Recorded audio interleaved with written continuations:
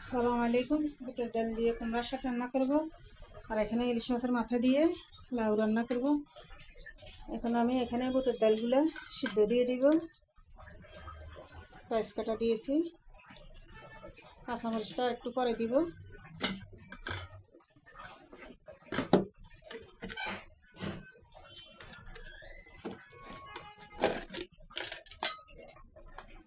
রসুন বাটা দিয়েছি,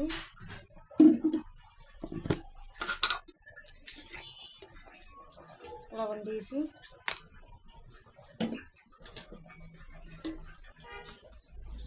হলুদের গুঁড়া দিয়েছি, মরিচের গুঁড়া দিয়েছি,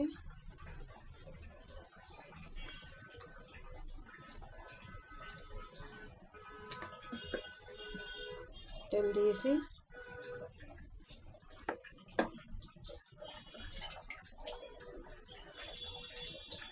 এখানে ছোটো ছোটো করে আমি 2 টুকরা ইলিশ মাছ কেটে নিয়েছি, এগুলো দিয়ে দিছি।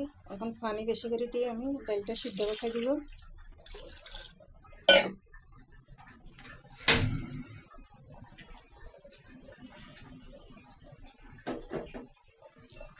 আর এই পাতিলে এখন আমি লাউ বসাবো। পেঁয়াজ কাটা দিয়েছি, হলুদের গুঁড়া দিয়েছি, সামনে একটু মরিচের গুঁড়া দিব, যেহেতু আমি কাঁচামরিচ পানি দিব।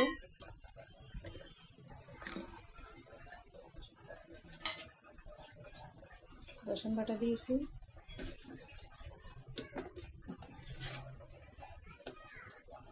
লবণ দিয়েছি,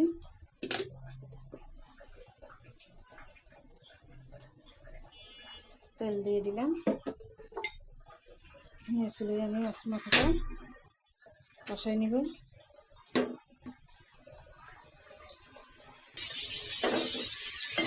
এখন মশলাটা একটু তেলের ভিতরে নেড়ে চেড়ে নিতেছি, তারপরে কষানোর পানি দিব।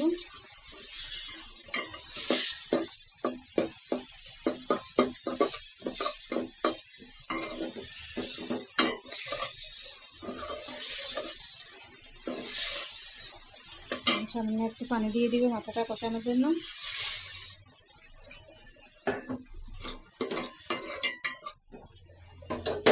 মাথাটা আমার এখন কষানো হোক। এখানে লাউর মশলার মাথাটা আমার কষানো হয়ে গেছে। এখন পানি দিয়ে দিব একসাথে।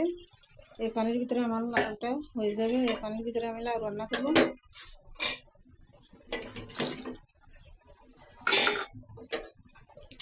লাউটা একটু নাড়ি ছাড়ি ঢাকনা দিয়ে দিব আমি।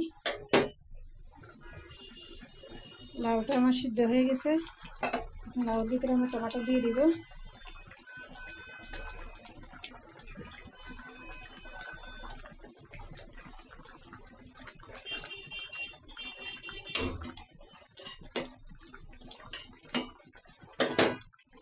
আবার একটু ঢাকনা দিয়ে দিব।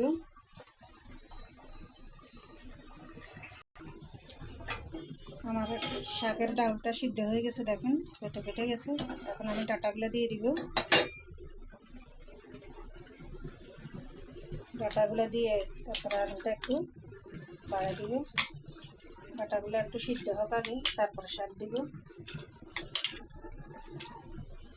এটা একটু বাড়াই দিব। শাকের ডাটাটা সিদ্ধ হয়ে গেছে। এখন আমি শাকগুলো দিয়ে দিব।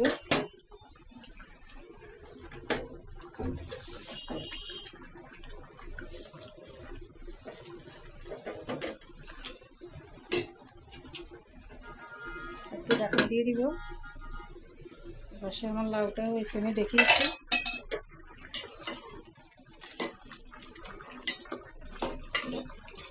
আর একটু 2 মিনিট যাক, ঢাকনা দিয়ে পরে একটু ধনিয়া পাতা দিয়ে নামাই নিব। লাউর ভিতরে আমি ধনিয়া পাতা দিয়ে দিতেছি। এখন আমি লাউটা নামাই নিব ধনিয়া পাতা দিয়ে।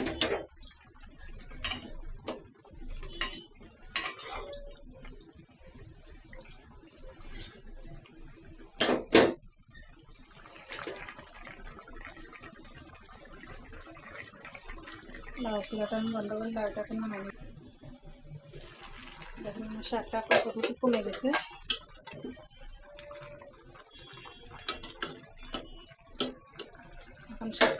পরে ঢাকনা দিয়ে দিব। শাকের ভিতরে এখন আমি কাঁচামরিচ ফালি দিয়ে দিব।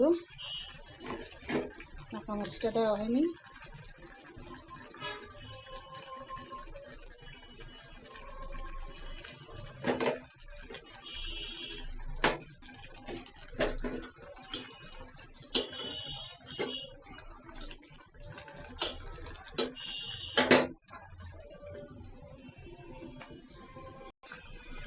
এখন আমার শাকটা হয়ে গেছে, এখন আমি শাকটা নামিয়ে নিতেছি।